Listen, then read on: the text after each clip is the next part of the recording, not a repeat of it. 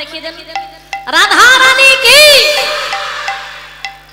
কি করব বলুন, যেদিকে ধনী বেশি হবে সেদিকেই তো আমাকে জেতাতে হবে। মনে দুঃখ করে কি হবে, আমার বাবা বলে আমরা বুড়ো হয়ে গেছি। কে বলেছে? প্রথমে এত সুন্দর ধনী দিলে আবার এখন কমে যাচ্ছে কেন? আচ্ছা দেখা যাক, এখন কিন্তু আমি ওই হার জিত ঘোষণা করব, শেষ পর্যন্ত দেখতে। তারপরে এক দুবার ধনী দিয়ে যে মায়েদেরকে জিতিয়ে দেব এটা কিন্তু একদমই ভাববেন না। আমি এখন নিরপেক্ষ, বাবাদেরও মায়েদের সবার। আমি এখন নির্দল প্রার্থী। যে পক্ষ ভালো ধনী করবে, শেষে যে পক্ষ ভালো নাচবে, রাই পক্ষ না শ্যাম পক্ষ, সেই পক্ষেরই জয় হবে। কি তাই তো? চলুন আজ আমরা মধুময় বৃন্দাবনে এসেছি ভগবান পিতা রাত্রি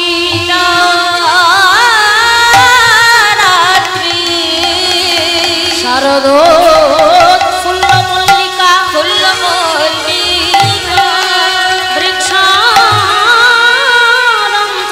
মনস চক্রে যোগমায়া উপাশ্রিতা যোগমায়া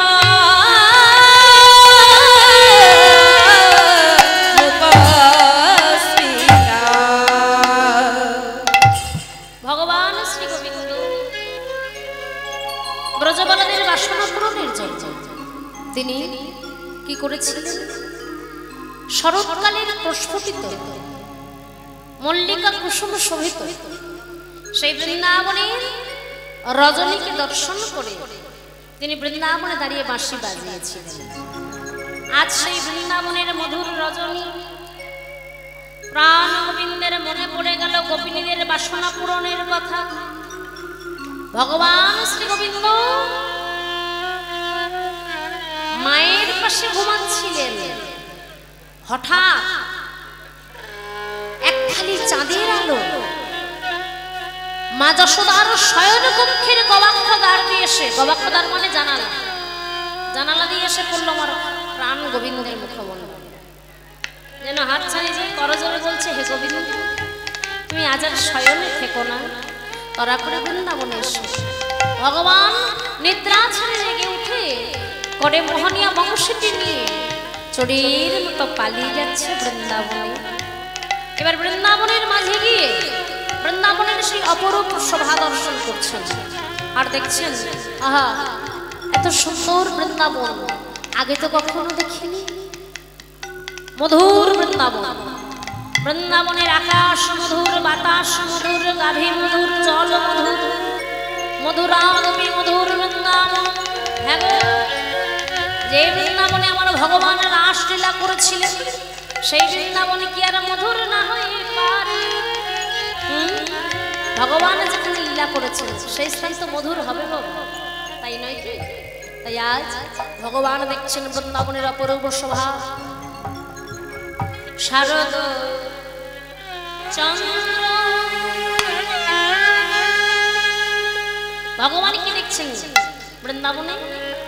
দেখছে আকাশে পূর্ণিমার চাঁদ উঠেছে, আর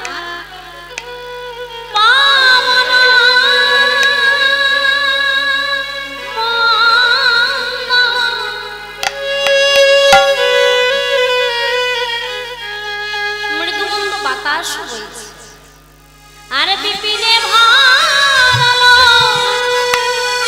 বিপিন মানে বনে ভরে গেছে কি নয় কুসুম গন্ধ রে, আহারে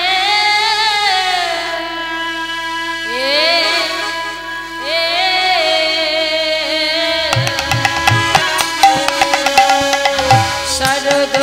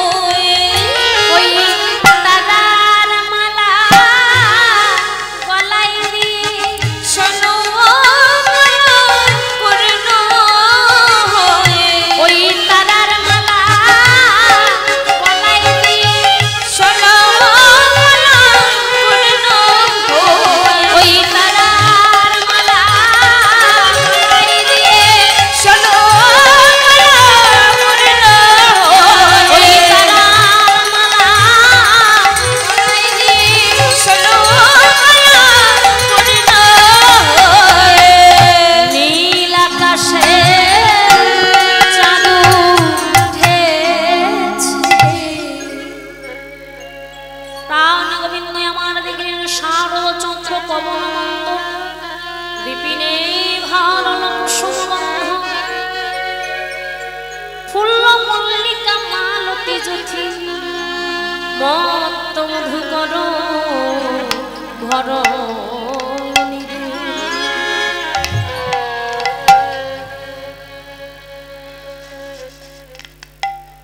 শারদ চন্দ্র মানে শরৎকালের পূর্ণিমার চাঁদ আসতে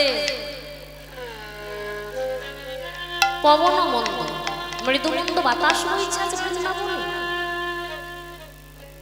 বিপিনে ভরল কুসুমগন্ধ বিপিন মানে বন বনে ভরে ভরে গেছে কি নয় ফুলের গন্ধ বৃন্দাবনে যত ফুল ছিল সব প্রকার ফুল ফুটে গেছে একসাথে হ্যাঁ গো মায়েরা আমাদের 6টা ঋতু তো বিভিন্ন ঋতুতে বিভিন্ন ঋতুর ফুল ফুটে তাই কিন্তু আজ বৃন্দাবনে সকল ঋতুর ফুল একসঙ্গে ফুটে গেছে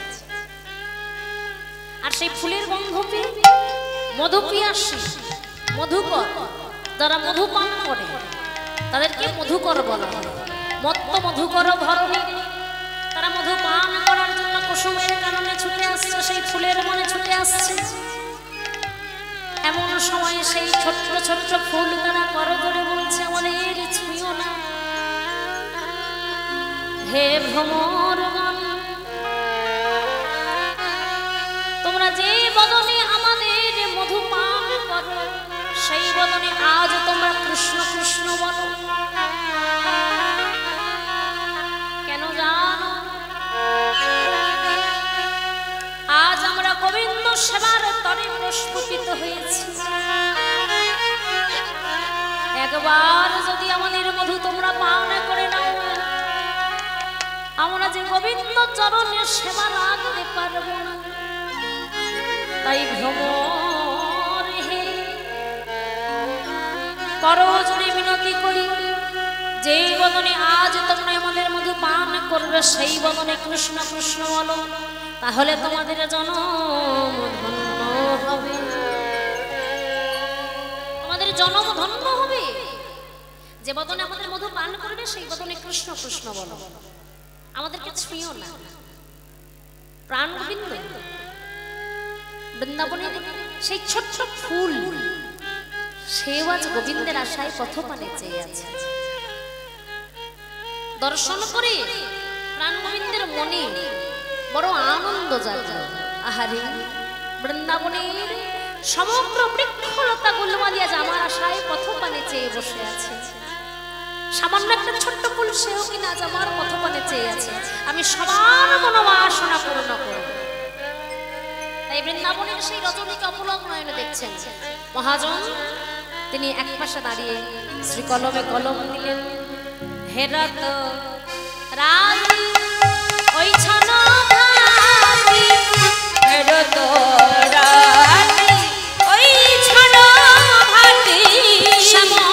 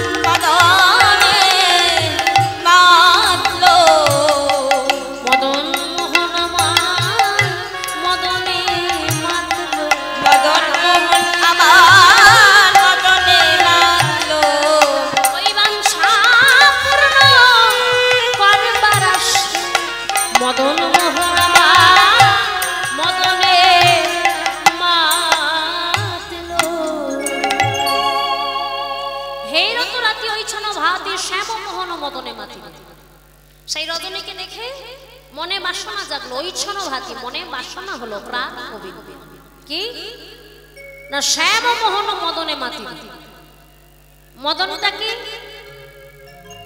ও মায়েরা মদন হলো একটা দেবতা, যার আরেক নাম কাম দেবতা। এখানে মদনটাকে আর মদন মোহনটাকে, মদন হলো ওই কাম দেবতা, যার আরেক নাম হলো মদন, আর মদন মোহন আমার প্রাণ গোবিন্দ। আপনারা কেউ শুনছেন সেটা আমিও বুঝতে পারছি, কিন্তু দয়া করে জোরে কথা বলুন, কথা বলুন, তাতে আমার কিচ্ছু যায় আসে না। কারণ আমি আর বলবো, অনেক বলেছি, আর বেশি বলা যায় না, তাই আস্তে কথা বলুন। আপনারা গল্প করুন, কিন্তু আস্তে আস্তে, যেন আমার অসুবিধা না হয়। এখানে মদন হলো কাম দেবতা, যার কাছে তীক্ষ্ণ তীক্ষ্ণ 5টা বাণ আছে।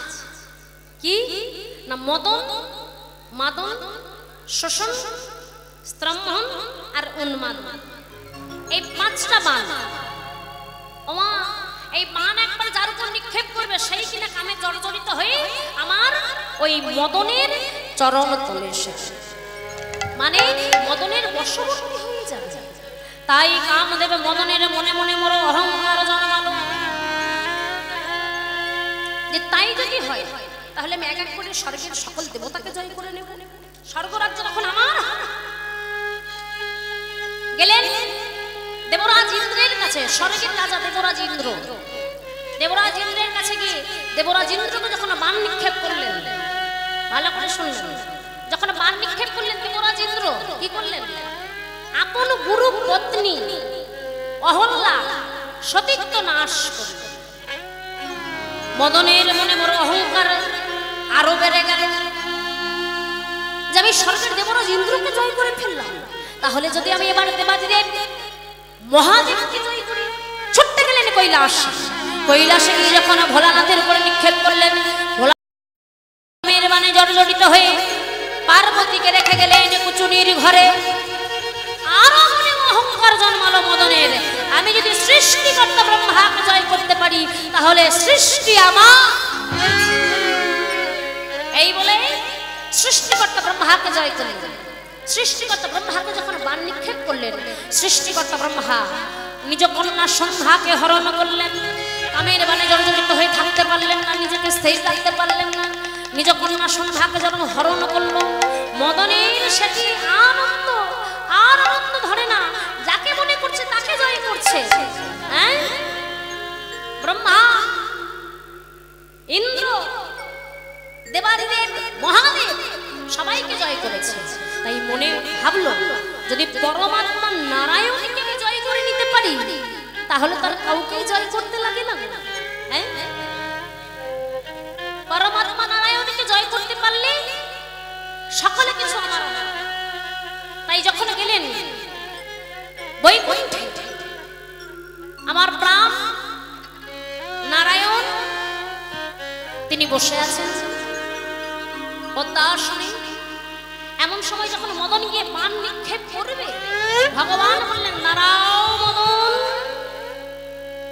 এখনো বাণ নিক্ষেপ করো না, এখনো বাণ নিক্ষেপ করলে তুমি কিছুই করতে পারবে না। বলছে, কেন প্রভু? আমি তোমায় জয় করব। বলে, না না না, ভুল করছো মদন, তুমি আমাকে জয় করতে পারবে না এখন। সেই দিন বাণ নিক্ষেপ করো। কোন দিন জানো? যেদিন আমি কৃষ্ণ রূপে দ্বারকায় শতকোটি ব্রজ গোপী লয়ে বৃন্দাবনে রাসলীলা করব, সেই দিন তুমি আমার উপর বাণ নিক্ষেপ করো। দেখো সেদিন জয় করতে পারো। সেদিন শতকোটি ব্রজ গোপী লয়ে আমি রাসলীলা করব। তাই বাবা, আজ ভগবান শ্রী গোবিন্দ মনে পড়ে গেছে সেই মদনের দেওয়া কথা। শুধু কি ব্রজবালাদের মনোবাসনা পূরণের জন্য ভগবান রাসলীলা করেছিলেন? না না না, আরো একটি কারণ ছিল। কি না, কামদেব মদনের অহংকার চূর্ণ করবেন।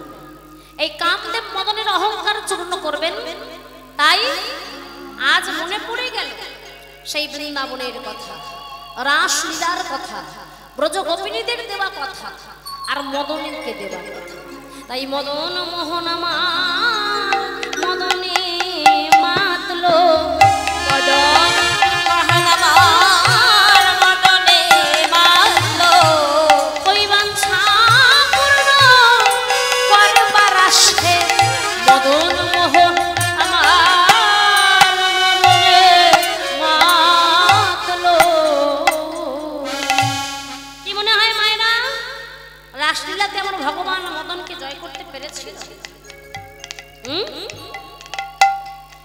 পেরেছিল? পেরেছিল। কামদেব মদনের সাধ্য কি আমার ভগবানকে জয় করে? যখন পরাজিত হয়েছিল মদন প্রাণ গোবিন্দের চরণ তলে বসে বলেছিল, হে দয়াময়, আজ যখন তুমি আমার সকল অহংকার চূর্ণ করলে, আজ থেকে তোমার নাম দিলাম আমি, তুমি হলে মদন মোহন হরি, তুমি হলে মদন মোহন হরি, আজ থেকে তোমার নাম দিলাম, তুমি হলে মদন মোহন হরি।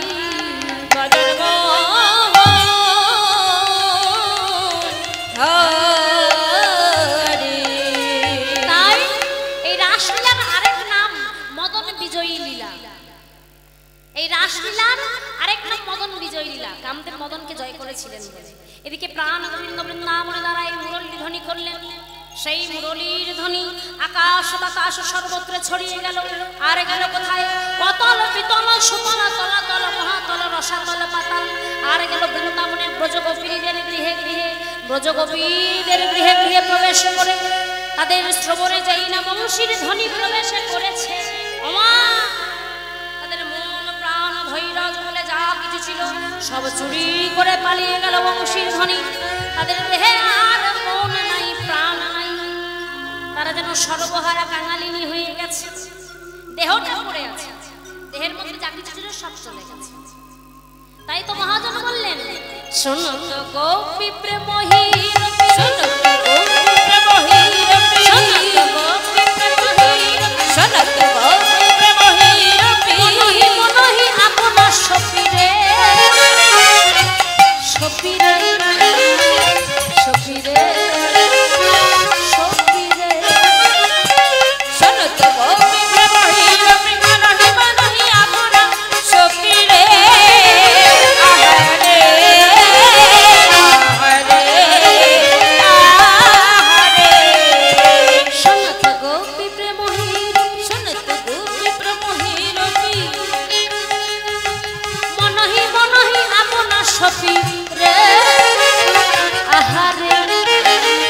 আহারে আহারে শোনো তো গোপী প্রেমহীন, মনহি মনহি আপনা সপিরে। আহারে আহারে আহারে তাহি চলো তো যাহি বলো, তাহি চলো তো যাহি বলো, তাহি চলো তো যাহি বলো, তাহি চলো তো যাহি বলো। আহা মুরলী গো কলকালনি রে, মুরলী গো কলকালনি রে, মুরলী গো কলকালনি রে, মুরলী গো কলকালনি রে, আহা মুরলী গো কলকালনি রে। আহারে আহারে আহারে আমা বংশীধ্বনি ব্রজবালাদের শ্রবণে প্রবেশ করে তাদের একেবারে হৃদয়ে প্রবেশ করেছে। তাদের মন প্রাণ ধৈর্য চুরি করে পালিয়েছে।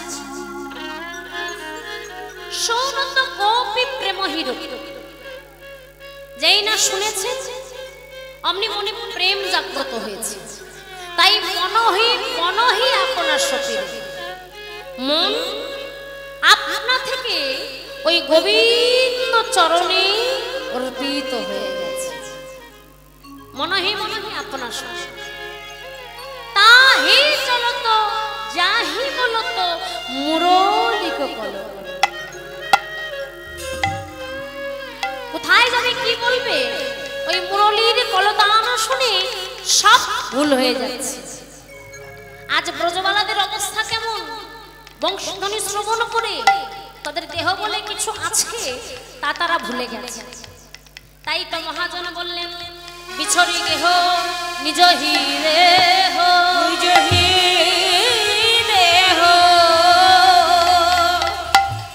এ কুনয়নে কাজল রে হো, কাজল রে হো, বাহে রঞ্জিত কঙ্কন এ কঙ্কন এক কুণ্ডল দোলো কুকুন্ডল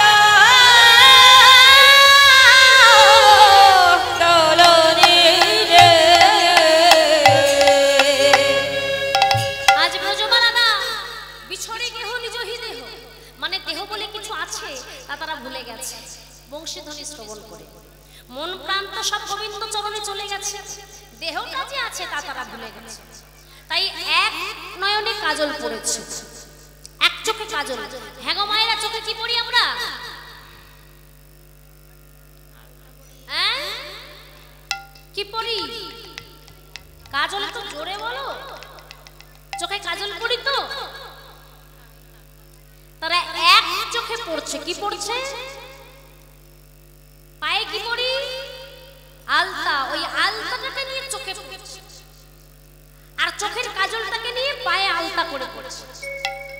আর ব্রজবালারা এক করে কঙ্কন পড়েছে, আর এক করে কঙ্কন পড়তে ভুলে গেছে। এক কর্ণে কুণ্ডল, আর এক কর্ণে কুণ্ডল পড়তে ভুলে গেছে। এমনই কৃষ্ণ অনুরাগ। আরো কিছু ব্রজবালা ছিল, তারা কেমন করে বেশভূষা করেছে। চরণে দেওয়াল কাজল, নয়নে আলতা,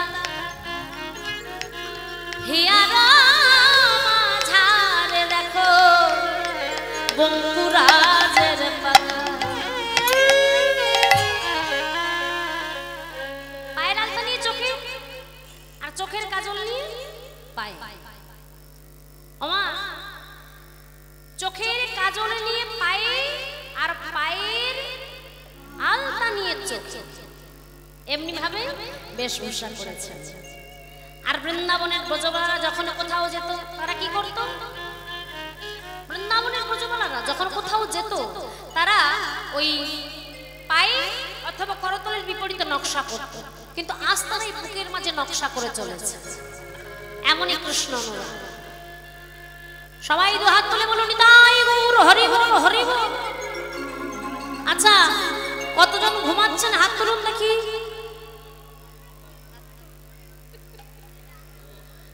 কেউ ঘুমাচ্ছেন না? বাবা, তো বড় সৌভাগ্য আমার। নিতাই গৌর হরি বল। দেখে সবাই দু হাত তুলে, সবাই। মিঠে রস সে ভরিও রে রাধা, ও রানী লাগে রে রাধা। সবাই তালে তালে করতালি। রানী লাগে কারো কারো যমুনা জির পানি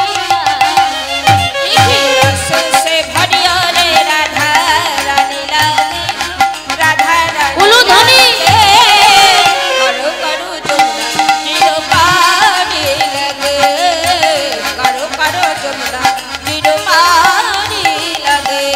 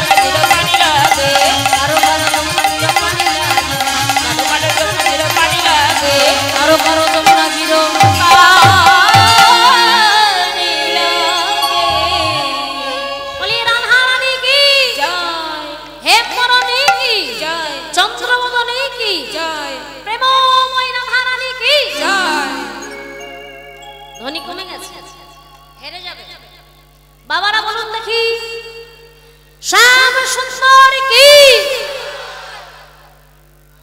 দেখতে পাচ্ছেন? কেন আরেকবার বলবো কেন? এতক্ষণ কি করছিলে? হ্যাঁ, পরীক্ষার খাতায় একবারই পরীক্ষা হয়। আমি তো তবু অনেকবার বলছি আপনাদের জন্য।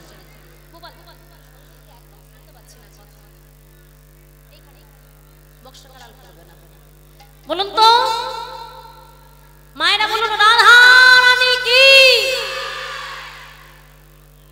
মনে হয় না। বাবারা বলুন শ্যাম সুন্দর কি? বাবারা জোরে হয়ে গেছে।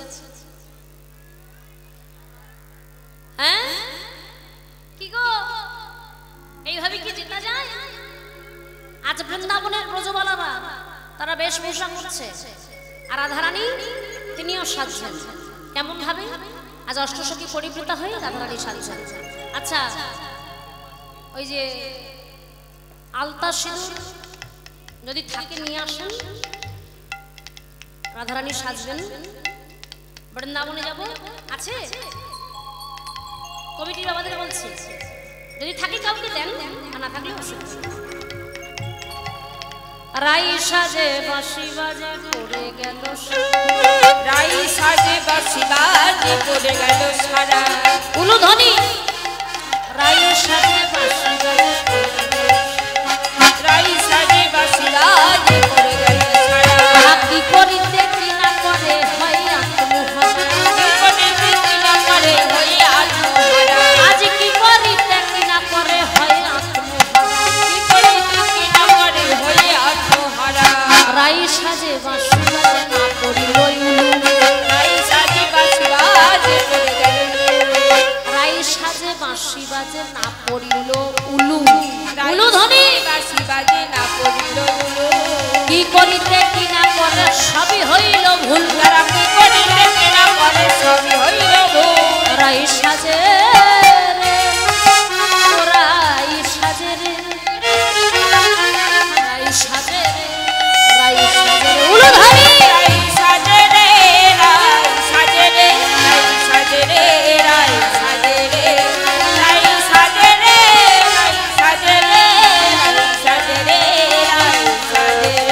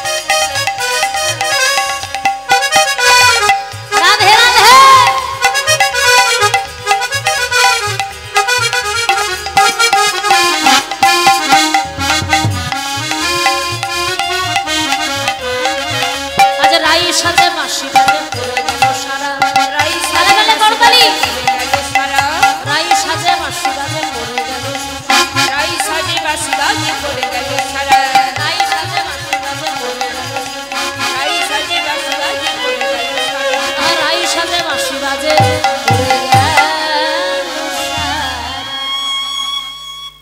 রাধারানী আমার সুন্দর করে সেজে সখীদের নিয়ে দাঁড়িয়ে আছেন, বৃন্দাবনে যাবেন।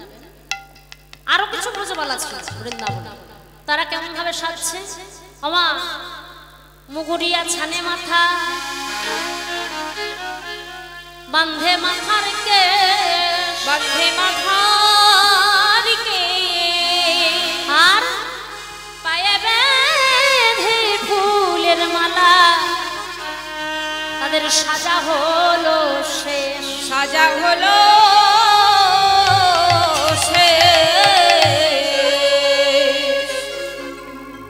ফুলের মালা কোথায় দেয়? গলায়। কেন তোমরা মাথায় খোপায় দাও না? হাতেও তো দেওয়া হয়। কি গো, আজ ব্রজবালারা কোথায় পড়ছে?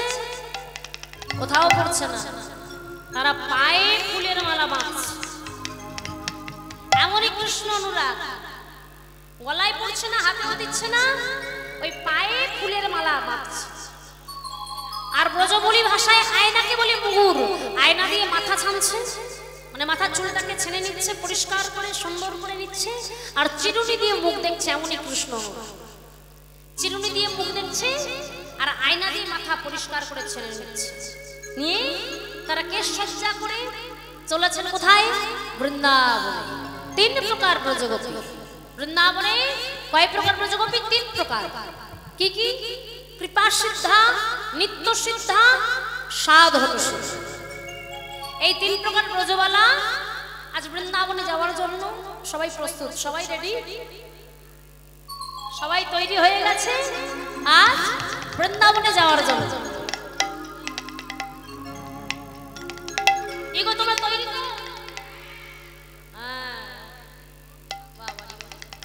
তাহলে কৃপা সিদ্ধা গোপী কারা হবে? হাত তোলো।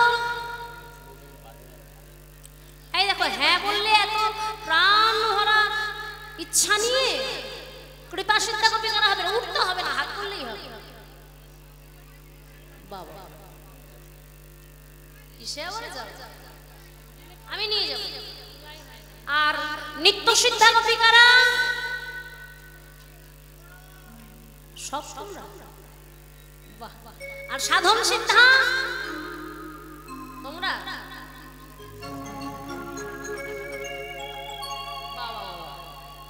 কৃপা সিদ্ধা গোপী কারা জানো মা? যারা 1 মাস রজনীতে কাত্যায়নী ব্রত করেছে তারা হলো কৃপা সিদ্ধা গোপী। তারা গোবিন্দের কৃপা লাভ করেছে, ভগবানের চরণে প্রার্থনা করেছিল, হে দয়াময় ব্রজের কুলবালা, আমরা তোমাকে প্রতিরূপে পেতে চাই। বধূ, তুমি তোমার চরণ তলে আমাদেরকে স্থান দাও, আমরা তোমাকে প্রতিরূপে পেতে চাই। প্রাণ গোবিন্দ বললেন, শোনো ব্রজবালা, তোমরা মহামায়ার দাসী, জগতী যোগমায়ার দাসী, তাই আমার কৃপা লাভে অক্ষম, আমার অপ্রাকৃত রাসরস আস্বাদন করতে হলে তোমরা কাত্যায়নী ব্রত করো। এই যে কাত্যায়নী ব্রত কারা কারা করবে? হাত তোলো দেখি। এ বাবা, কেউ করবে না? কারা কারা কাত্যায়নী ব্রত করবে? হাত তোলো, তোলো তোলো তোলো। আরে কাউকে তো হতে হবে। হাত তুলছো বলে কি তুলে নিয়ে চলে যাচ্ছি আমি? আশ্চর্য, ভয় তো মনে। হাত তোলো, হাত তোলো, 2-4 জন হাত তোলো। হ্যাঁ, ব্রতের নিয়ম জানো তো? জানো না? আমি বলে দিচ্ছি। ভগবান শ্রী গোবিন্দ বলছে, শোনো ব্রজবালাগণ, 1 মাস রজনীতে, ভালো করে শুনবে, হাত নামাবে না, হাত তোলো যারা যারা ব্রত করবে। হ্যাঁ, শুনে নাও। 1 মাস রজনীতে, গভীর রজনীতে স্বামী সংসার পরিত্যাগ করে নির্জন বনের মধ্যে গিয়ে শ্রী যমুনার তীরে, শুনছো, বসন ভূষণ খুলে রেখে বস্ত্রহীন হয়ে যমুনার জলে স্নান করে হাত নেমে যাচ্ছে কেন? যমুনার জলে স্নান করে জবা ফুল তুলে মায়ের চরণে অঞ্জলি পারবে তো?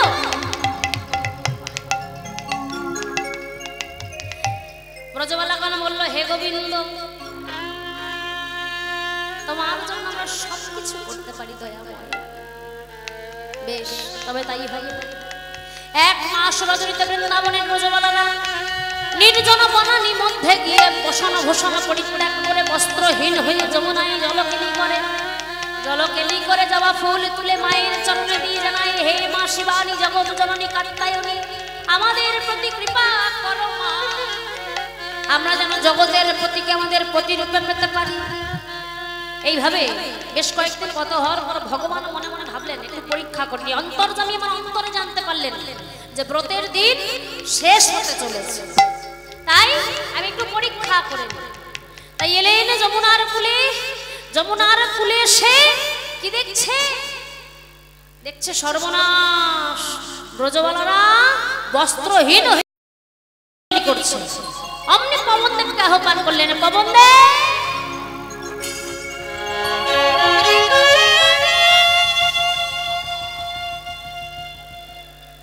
পবনদেব এসেছে দেখেছো? হ্যাঁ, পবনদেব বলছে, বলো প্রভু। বলে, শোনো, এই যে ব্রজবালাদের বসানো দেখছো না, কদম্বের ডালে পৃথক পৃথক ভাবে রেখে দাও, আলাদা আলাদা করে রাখো। পবনদেব তাই করলেন, করে বিদায় নিয়ে চলে যায়।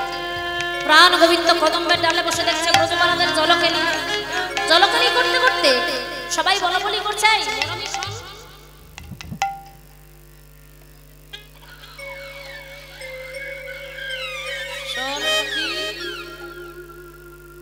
জলকেলি করছি তো প্রায় 1 মাস হতে চলল।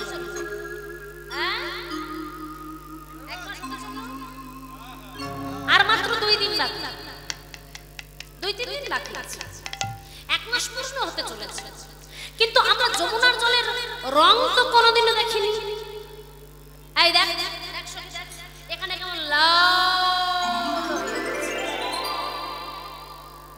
হয়ে আছে, সখী দেখতে পাচ্ছিস? হ্যাঁ, হলুদ।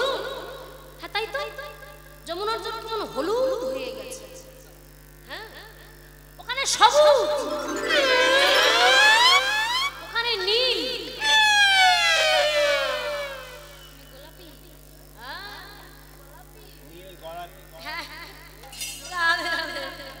আচ্ছা সই, যমুনার জলের আবার রং হয় নাকি? আসলে কি হয়েছে জানেন তো বাবা, ওই যে কদম্বের ডালে বসনগুলো রয়েছিল না, এতটাই জ্যোৎস্না, এতটাই পরিস্ফুট চন্দ্রের আলো যে ওই বসনের ছায়া পড়েছে গোপিনী মণ্ডল জলের উপরে, আর ওই ছায়াকে সবাই দেখছে বিভিন্ন জায়গায় বিভিন্ন রং জলের। তাই বলছে, ও সখী বল না, যমুনার জলে কেন লাল হলো, নীল হলো, হলুদ হলো, সবুজ হলো। হঠাৎ সবাই দেখছে যে কি জলের মধ্যে কে? মরমি দেখছি, দেখ, ওই যে বসে আছে জলের মধ্যে, কি বলতো? আরে ওই তো, ওই যে বসে আছে জলের মধ্যে, কি বলতো? ওরে বাবা রে, ওই যে কৃষ্ণচন্দ্র। সর্বনাশ! তবে শোন, আজ উচিত শিক্ষা দে। আয় শোন, হে কৃষ্ণচন্দ্র, লজ্জা করে না? আমরা এতগুলো ব্রজের কুলবালা, তাহে বস্ত্রহীন হয়ে এখানে আছি, তুমি সেইখানে এসেছো, লজ্জা নেই? ছি ছি ছি ছি। আয় সখী আয়, সবাই মিলে ধরে আজ উচিত শিক্ষা দে। আয়,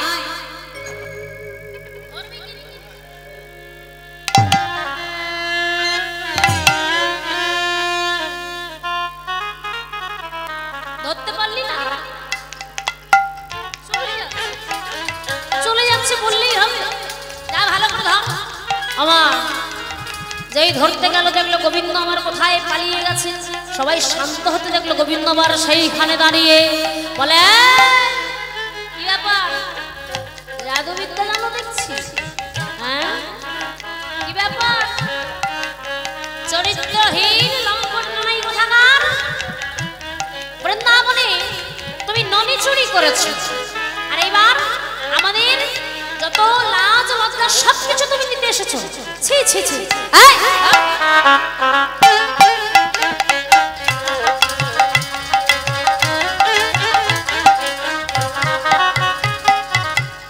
এইভাবে ধরলে হবে?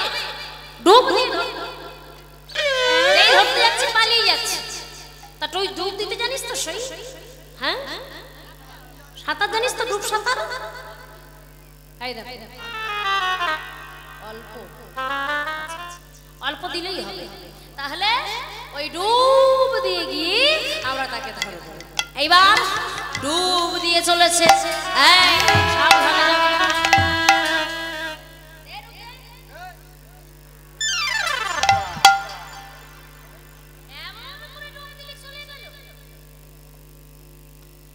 আসলে কি হয়েছে জানেন তো বাবা? গোবিন্দ তো আর জলে নেই, আছে কি না গোবিন্দের ছায়া। ছায়াকে কি ধরা যায়? যতবার ধরতে যাচ্ছে গোবিন্দের ছায়া অমনি মিলিয়ে যাচ্ছে ঢেউলে। আবার শান্ত হয়ে যাকে গোবিন্দ সেইখানে দাঁড়িয়ে বলে, ছি লজ্জাহীন, এত অপমান করছি তবু লজ্জা নেই। গোবিন্দ আমার ভাবলেন, আহারে অবলা সরলা গোয়ালিনী তো ব্রজবালারা, না না না আর তোমাদের দুঃখ দেব না। তাই কি করলেন? বংশীর ধ্বনি করলেন, কদম্বের ডালে বসে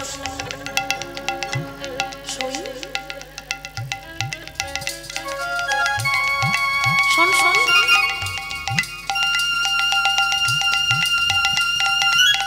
তীরে বাঁশি বাজায় না? হ্যাঁ তো, আরে এখন তো জলে ছিল।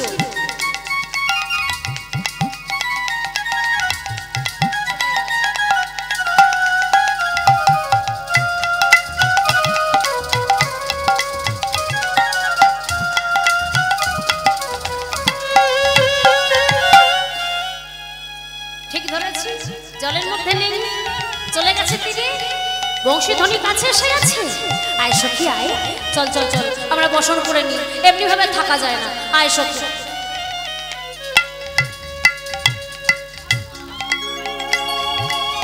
ওরে বসন গেল কোথায়?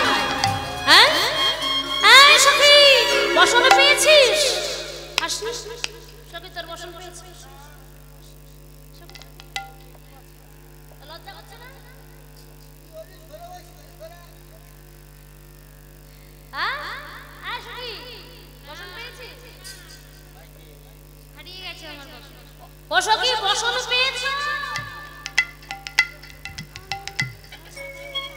কি অবস্থা বলো তো, এইভাবে কি থাকা যায়? হঠাৎ লক্ষ্য পড়লো কদম্বের ডালে, হঠাৎ লক্ষ্য করলো কদম্বের ডালে বসন ঝুলছে। বলে, আরে ওই তো আমার বসন, ওই তো তোর বসন। অসখী, ওইটা তোমার বসন, যাও পড়ে নাও, যাও যাও যাও পড়ে নাও। এইবার যেই বসন পড়তে যাবে, বসন দিতে যাবে, লক্ষ্য করলো বসনের পাশে প্রাণ গোবিন্দ বসে আছে।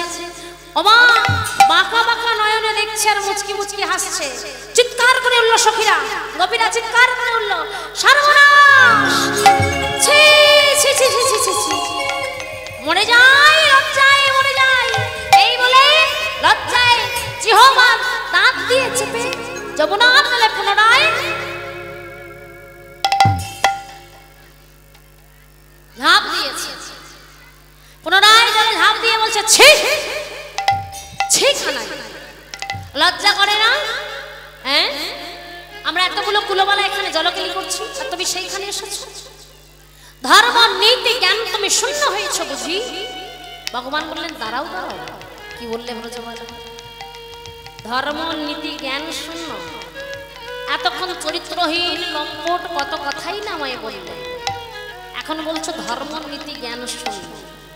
হে ব্রজবালা, তোমরা তো আমাকে প্রতিরূপে চেয়েছো তাই না? হ্যাঁ, যাকে প্রতিরূপে চাইছো তার কাছে বস্ত্রহীন হয়ে আসতে এত লজ্জা? তার সম্মুখে বস্ত্রহীন হয়ে দাঁড়াতে এত লজ্জা? যদি তোমাদের বসন হয় এগুলো, তোমরা উপরে এসে নিয়ে যাও, তোমরাই তো আমাকে প্রতিরূপে চেয়েছো গো। ব্রজবালাগণ বলছে, ছি কানাই, এ কথা বলতেও লজ্জা করলো না। বলে, কেন হে হে ব্রজবালা, তোমরা তো আমাকে পাওয়ার আশায় ব্রত করছো, যাকে প্রতিরূপে চাইছো তার কাছে আসতে এত লজ্জা। বেশ, তাহলে এখনো তোমরা পুরোপুরি আমাকে আত্মসমর্পণ করোনি। যতদিন না তোমরা তোমাদের দেহ মন প্রাণ সবকিছু আমাকে সঁপবে, ততদিন তোমরা আমাকে প্রতিরূপে পাবে না, ততদিন তোমরা আমার এই অপ্রাকৃত আশ্রম আস্বাদন করতে পারবে না। ব্রজবালাগণ নিজেদের ভুল বুঝতে পেরে জলে থেকে তীরে উঠে করো জোরে দুহাত তুলে বলছে, হে গোবিন্দ বসন ফিরাইয়ে দাও। হে গোবিন্দ, আমাদের বসন ফিরাইয়ে দাও।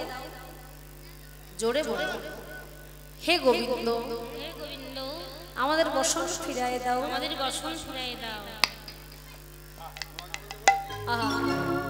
প্রাণ গোবিন্দ আকুল প্রার্থনা শ্রবণ করে বলল, বেশ, তোমরা ফিরে যাও, যার যার বসন তার তাকে দিয়ে দেবো, আর 1 মাস ব্রত সম্পূর্ণ হলে তোমরা বৃন্দাবনে আসো। আমি বংশধ্বনি করে আহ্বান করবো বৃন্দাবনে, তোমরা হবে কৃপা সিদ্ধা গোপী। পবন দেবকে আহ্বান করে যার যার বসন তার তাকে দিয়ে দিলেন।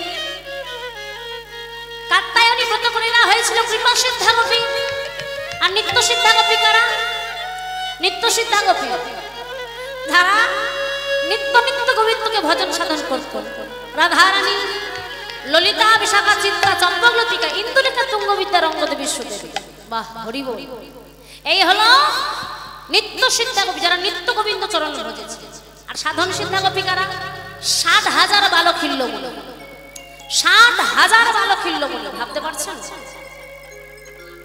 তারা হলো সাধন সিদ্ধা গোপী। 60,000 বালখিল্য মুনি তারা কেমন করে গোবিন্দ চরণ পেল? মাতা পার্বতীর বিবাহের সময়, ভালো করে শুনুন, ব্রহ্মা, সৃষ্টিকর্তা ব্রহ্মা পৌরোহিত্য করছে, হুতাসনে বসে মাতা পার্বতীকে যখন বিবাহের সাথে সজ্জিত করে আনছে, মাতা পার্বতীর রূপ লাবণ্য দর্শন করে ব্রহ্মা মোহিত হয়ে গেলেন, কামাতুর হয়ে গেলেন। তাই ব্রহ্মার শুক্র রস স্খলিত গিয়ে পড়ল হোমাগ্নির বালিকণার উপর। ব্রহ্মা লজ্জায় ঘৃণায় সেই শুক্র রস বালি গায়ে ঘষে দিলেন। সঙ্গে সঙ্গে 60,000 বালিকণার গায়ে লেগে 60,000 মুনির জন্ম হলো। একেবারে একই রকম মুনি। ব্রহ্মা তাদের নাম রাখলেন, তোমরা হলে বালখিল্য মুনি। বলে, হে সৃষ্টিকর্তা, বলো কেন আমাদের আহ্বান করলেন, কেন ধরাই দিলেন, আমরা কোন কাজ করবো তোমার? বলে, শোনো, তোমরা দণ্ডকারণ্যে গিয়ে সাধনা করে নারায়ণের কাছে নিজের মনের মতো বর চেয়েছে। দণ্ডকারণ্যে গেলেন 60,000 বালখিল্য মুনি। আর আমার প্রভু ত্রেতা যুগের অবতার শ্রীরামচন্দ্র প্রত্যেক সত্য পালনের জন্য 14 বৎসর গিয়েছিলেন বনবাস। তাই তো মায়েরা, 14 বছর তো, হ্যাঁ, জোরে হয়ে দেবেন তো? আচ্ছা, 14 বছর কেন বনে গিয়েছিল বলতে পারবেন? কেন 12 বছর নয়, কেন 10 বছর নয়? ভগবান 14 বছর বনে গিয়েছিলেন ত্রেতা যুগে রাম অবতারে। কারণ কেননা মা, আমরা সবাই ভাবি যে কৈকেয়ী হলো একদম ভগবানের সেই আপন, যে বলা যায় প্রাণের মা, সেই মা নয়, মাতৃজাতিতে কৈকেয়ী পড়ে। কেননা সেই কৈকেয়ীর জন্য আমার ভগবান গিয়েছিলেন বনবাসে, এটা আমরা সবাই জানি। কিন্তু আসলে তার মতো মা এ জগতে কেহ হয় না গো। একদিন যখন ফুল তুলছিলেন বনে, শুনলেন কি না, একদল মুনি ঋষি তারা গণনা করছে কি না, এই রঘুমণির পরিবারে আমাদের এই অযোধ্যায় যে প্রথম রাজা হবে সে প্রাণে মারা যাবে, আর 14 বছর পার হয়ে যদি কেউ রাজা হয় তাহলে সে প্রাণে বেঁচে যাবে। তাই কইকেয়ী ছুটে এসেছিল। যখন রাজা দশরথ রামের রাজ্যাভিষেক করবেন বললেন, তখনই কইকেয়ী বসল গোসা গোসা ঘরে বসে তিনি কি করেছিলেন না, দুটো বর চেয়েছিলেন। একটা বরে রামের 14 বছর বনবাস, আর একটা বরে ভরতের সিংহাসন। বলে মরে মরুক আমার ঘরে মরুক, কিন্তু রাম যেন না কিছু হয়। প্রভু শ্রী রামকে এতটাই ভালোবাসতেন না, তাই তো 14 বছর বনবাস চেয়েছিলেন। কেননা 14 বছর পরে যদি রাম ফিরে এসে সিংহাসনে বসে, তখন আর রামচন্দ্রের কোনো ক্ষতি হবে না। তাই 14 বছর বনবাস চেয়েছিলেন।